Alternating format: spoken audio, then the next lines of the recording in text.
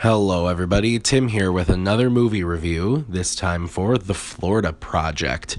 This is a film by Sean Baker, who previously directed Tangerine, a film that I actually haven't seen all the way through. I've seen bits and pieces of it, but from what I've seen, I really enjoyed it, and so I was looking forward to this movie because it was getting a lot of Oscar buzz, and I'm a big fan of Willem Dafoe. Anything he's in, I'm immediately interested in. I think he's just one of the best actors around, and I was, like I said, I was really excited to see this movie. The premise that I saw conveyed in the trailers about these kids, living in these like motels right outside of Disney World and the trouble they're getting into, and kind of like a close look into this group of people that we don't normally see movies about.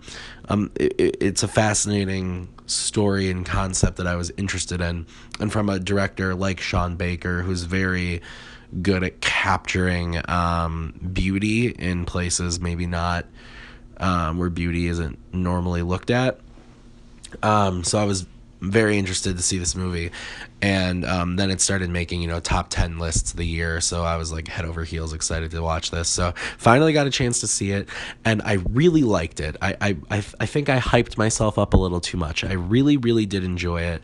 I thought all the performances, especially Willem Dafoe, are fantastic. The little girl in this movie, the main character Moonee, she's absolutely wonderful, and her mom, all great performances, especially from most of the actors who've never been in film before. So that was really impressive to see.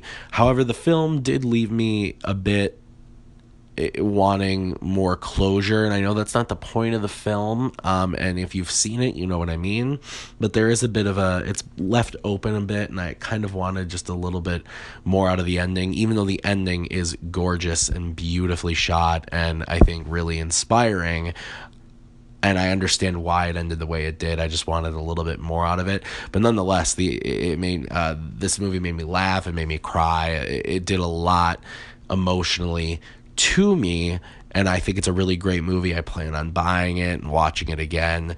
It's just a movie that I don't know if I love it as much as some other movies that I've seen recently, which I will be reviewing soon. So I did have the mistake of watching this along with two other big Oscar movies this year in the same day, and out of the three I saw, this one was probably my least favorite. So that being said, it's still a really great movie. It's shot beautifully, it's acted wonderfully, especially by Willem Dafoe, and I think it's going to get a Best Picture nomination, which it deserves. It's just not one of my favorite films of the year, but highly recommend you see The Florida Project if you're interested in all things Oscar season. And speaking of Oscar season, guys, it's Oscar season.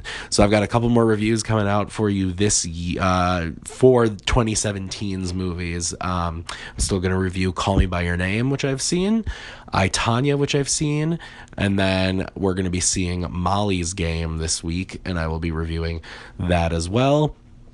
I'm not going to get a chance to see The Post or Phantom Thread, which are the two that I kind of wanted to see, but I'm not going to have the chance, and that's okay. I want to see Phantom Thread, but if I don't make it to that, that's what that is. So I will eventually see it and review it, but not in time for the top 10 films of the year list, which Maggie and I will be doing on Sunday for this episode for an episode of Sunday Talks. So we'll be doing our top 10 favorite films of the year and top 10 least favorite films of the year in that episode, so be on the lookout for that. Well, anyway, guys, thanks as always for listening, and until next time, have a good one.